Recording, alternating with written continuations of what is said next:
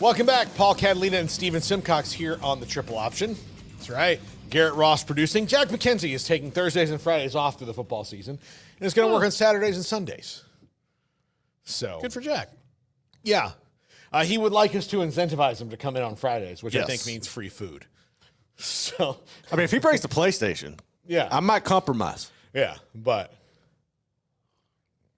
we'll see. We'll see about that. All right, Steven has here on the Wednesday wheel on Thursday. Special edition.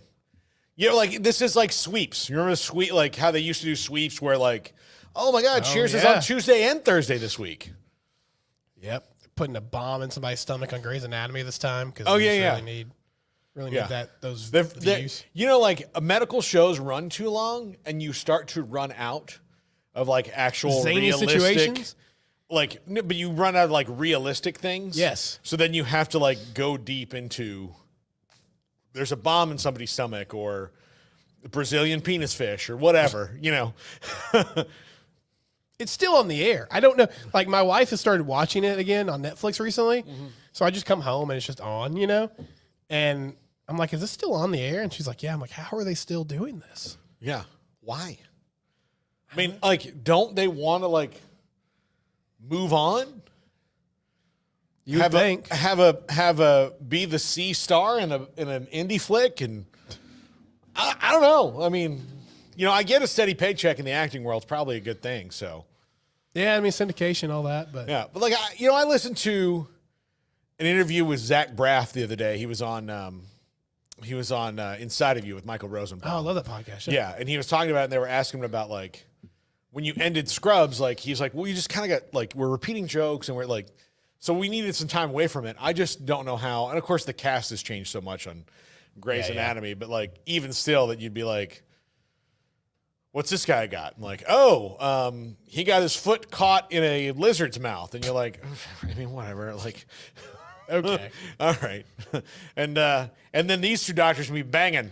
Yeah. Like, while this intern's got to stand next to the surgeon who she slept with the night before. And he didn't acknowledge her in the elevator. So now it's just weird. Yeah. And then they've got to get this guy's foot out of the Komodo dragon's mouth. And, you know. It all comes. Why that's happening in Seattle? No idea. Not a place wrought with Komodo dragons. No, not last time I checked. So, all right, let's get into it. All right, we'll start Watchability with index. Yeah, watchability index. We'll start with Thursday night slate. North Dakota State and Colorado. This is going to be about a 7 to me.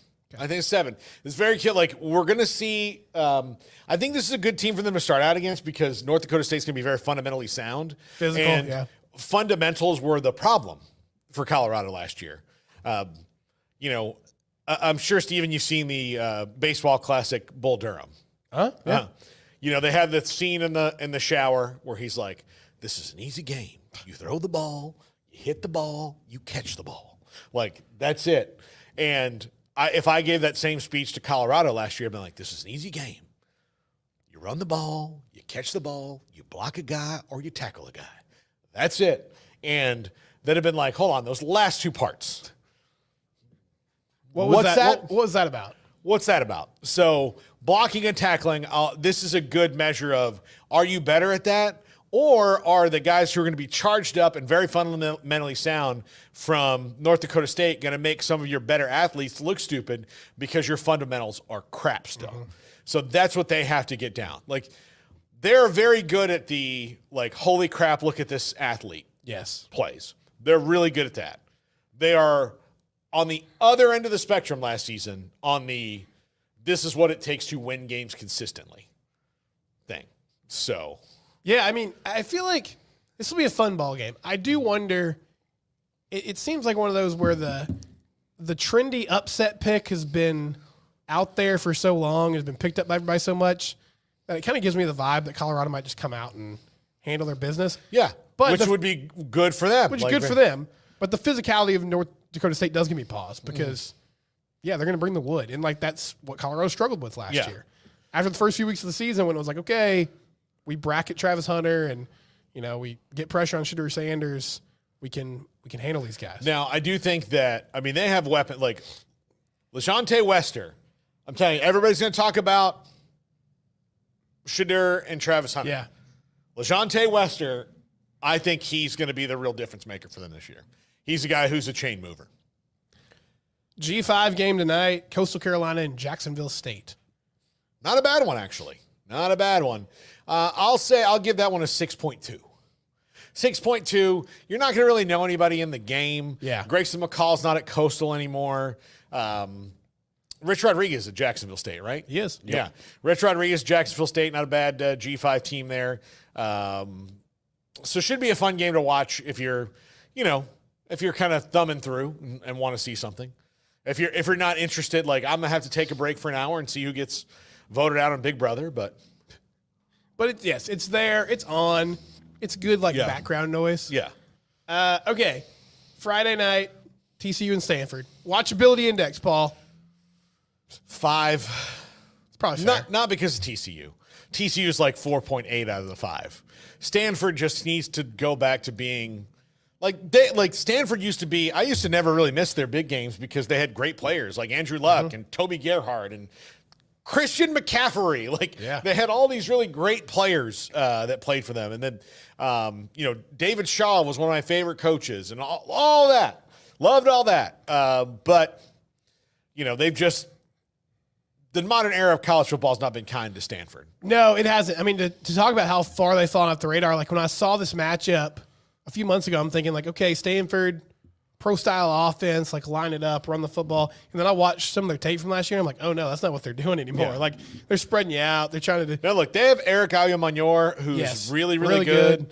So, I mean, that raises, but, if you're going to watch, especially opening week of college football, that's when every stadium should be packed. Right. That's when I'm always amazed when, how bad a baseball team is going to be on opening day when, here we are at the Cell here in Chicago, and plenty of seats still available if you can get down here, and there's no one there because they're like, this team's going to suck. Right. You're not even optimistic in game one. That's how I feel like it's going to look at Stanford tonight. Did you see that? Now, granted, it was a game one of a doubleheader that was a makeup from the day before. Yesterday afternoon, White Sox Rangers. Oh yeah. Evan Grant said he counted. There were 49 people in the stands. Yeah. That's incredible, man. Yeah. In Chicago. There's 49 people in an elevator right now, though. I know. That's less than an SMU game. Okay. Penn State, West Virginia. Maybe the game of the week in some ways. 10. Love it. 10. I'm so excited about this game. As a matter of fact, last night, Amanda and I were talking about how the weekend's going to flow. Our pregame show, which will now be 9 to 10:30 every week. So glad. We're so excited about it. Means that I have flexibility. We have flexibility on a Saturday. And she's like, well, what does this mean for me? What games do you want to watch? I'm like, I really want to watch that one. But if we have to run errands during a time that's probably going to be it, or you're going to be like, no, we're good. So but I the fact that I'm probably going to miss at least 40 minutes of it, it kind of bums me out because I really that's a 10. It's going to be fun, man. That'll be a good ball game. A little bit of an off the beaten path Big 12 matchup, UNLV and Houston. I'll give that one a 6. I'm very intrigued by Willie Fritz. Barry Odom's done a great job at UNLV. They both have they have a new quarterback. And then, but their quarterback they got transferred in is one heck of an athlete at UNLV. So he'll be interesting to watch. And Donovan Smith is getting some hype from NFL people, which I'm not sure if they've watched all of his film yet or if they just watched the good parts. Yeah. The good parts are really good with Donovan Smith. They are. But the bad parts are real bad. Mm-hmm. So. All right. Do you have any interest in Kalen DeBoer's debut Saturday night against Western Kentucky? I have no. That's a 1. Okay. I do love the Hilltoppers, though. I do love the Hilltoppers. And look, the Hilltoppers are going to score some points for sure. I mean, most games, but probably not against Alabama. No, I mean, TJ Finley's already ran his course in the SEC, and it did not go well. I think that's going to be ugly. Ugly. But he's older now. I don't care. He's well-traveled. Yeah, he's learned so much through the years. Yeah. All right, let's get to some of these ranked matchups. He's gotten a chance to get STDs at 4 different places. It's been at multiple health centers around the country. Yeah, look, I'm not just talking about you, Texas State, but you know I'm talking about you. Yeah, exactly. I think people are going to say Marcus just for the river. They're really Look, like, here's the thing. scenery He was in Baton Rouge and Auburn too. Like this guy's no stranger to his crab scare. I'll tell you that right now. Colorado State and Texas, Paul. I don't know. 3. I mean, yeah, like Texas will have some fun things going on, but this isn't like when they played Louisiana a couple years ago where Billy Napier had a really good team and you're like, all right, I bet you they can go and they did. They Played them tough, yeah. they kind of withstood some of the onslaught for a little while and put a scare into Texas, but yeah, Do you have any questions about the Horns? I mean, not that they are unbeatable or anything. But I wonder about their continuity.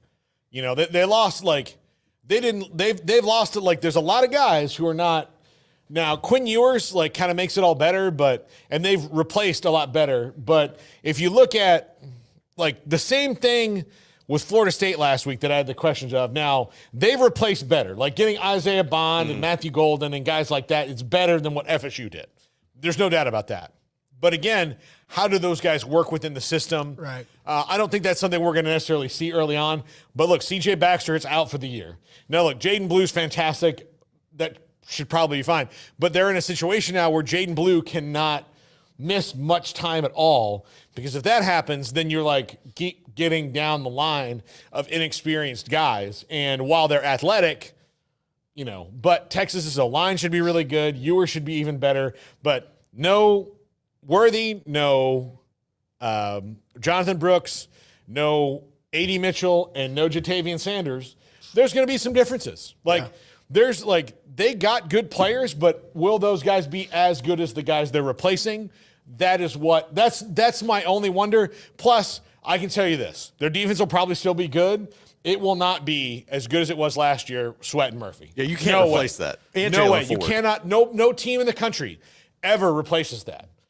Even teams that have won national championships, close, can't. When you lose defensive tackles, two like that, you just don't replace it.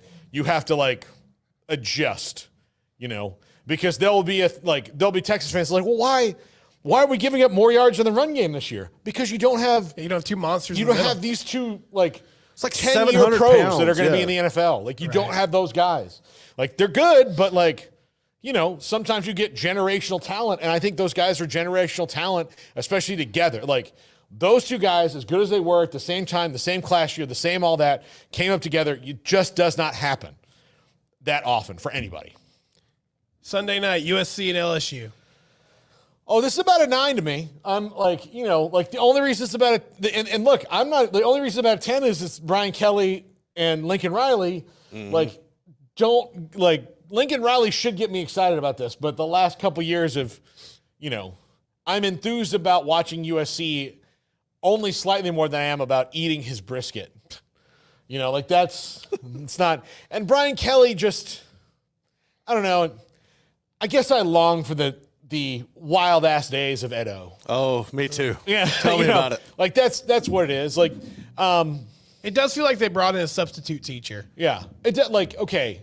Urban Meyer had more success at Florida than Steve Spurrier did. And this is not one of my knocks on Urban Meyer, who's a thief and a liar. And, I'm just very angry about this podcast thing. But I enjoyed the Spurrier era more, even as a person who hates them, because he was fun. There's nothing fun about Urban Meyer, which is why I don't understand why people want him on television. If he's going to be your Lee Corso, no, Lee Corso's fun, man. The only time we caught Urban Meyer having fun, he got in a shitload of trouble about it. So, all right, the Paul Catalina Hate Bowl, Miami and Florida. It's a 9. I mean, I'll watch it. I mean, it's a 9. I wish both teams were better. I really do. I wish this was 1994. Yeah. I mean, that would be great. But, like me and my Kathy Ireland poster can't watch this game that way. So I'm going to give it a 9. Defending champs Michigan against Fresno State Saturday night. 2. Who? I mean, like I actually have a lot of respect for Fresno State. They're always kind of a good like coach to coach. Salty They're always team, a good, salty team, good program. Usually fun to watch, especially when they're on late at night. But I don't know. Other than watching Alex Orgy, you know, out there, which I'm still surprised it's not Orgi. Like, why would you? I mean, you have the opportunity. Yeah, if there's a gray area there, why not? If you're in your second grade and it's like Alex Orgy, and it's like, no, it's Orgi. And then you just knock it down there. But I mean, just me as an immature 44-year-old man, comedian, I've already written like, you know, there was an orgy of touchdowns or an orgy of interceptions. I mean, it writes itself. You know. It does. All right, final two here. Clemson and Georgia. 8. If Clemson was classic Clemson, then yes, but somebody's stuck in the mud in South Carolina, and he's going to find out, like, it's not like, you know, the team you have to, like, the teams that are competing against you are using this weapon, and you are continually walking in, like, he's still firing a musket and being like, listen, if I'm accurate, it doesn't matter. And they're like, yeah, we have drones. So hope you get the drone, you know, and this is a big season for Garrett Riley, because Garrett Riley, you know, was supposed to go in there and help that offense, and DJU notwithstanding, like, Garrett Riley didn't play any better than DJU did the year before. Yeah. I think he gets a pass because they're not giving him the weapons to work with. No, and that's true. But, like, so my thing is like, DJU is who he is. Garrett Riley is who he is. But nobody has ever really given them, like, the weapons that they should have. And, you know, they've not been playing with the full deck that they should have been. So, all right, and then we'll close with A&M and Notre Dame, Paul. Oh, that's a 10. That's a 10. This is a bit of this is a fun little, like, every decade they kind of do a home and home with each other. Yeah. Now, I mean, it started, like, I was at the very first game they played against each other, which was the 1988 Cotton Bowl, and A&M won. I remember it vividly. It was very cold. I was 8 years old, or I was 7 going on 8. You know, I probably complained for about the first hour of, like, can we go home? No. We are watching this game. But yeah, I had a blast at that game. That's where, like, that's kind of where my love for football, like, caught hold, because it was such a fun game. And, like, you know, we were living in Bossier City, so we, like, got back and, like, you know, go to the Catholic church, and like, all the, you know, Notre Dame people are like, oh, well, you got us. And my dad's like, yeah, we did. You know, it was like a big deal. That was the first time they played. Then they played 2 other Cotton Bowls after that. Notre Dame won those next 2. And then they just kind of kept playing and rotating. I don't know if A&M's won other than one other time against them. It might be mostly Notre Dame. I got to check Wikipedia on that. But it's always been kind of a cool thing when they do, you know, so. Yeah, it should be fun. I mean, it's going to be a great atmosphere and new era of Aggie football. Like, Mike Elko, not exactly the most charismatic guy, but it'll be weird not seeing Jimbo on the sideline there and kind of seeing what their identity is. 3-2. They've only played 5 times. So okay, yeah. So they do this once in a while. I wish it was something they do more often.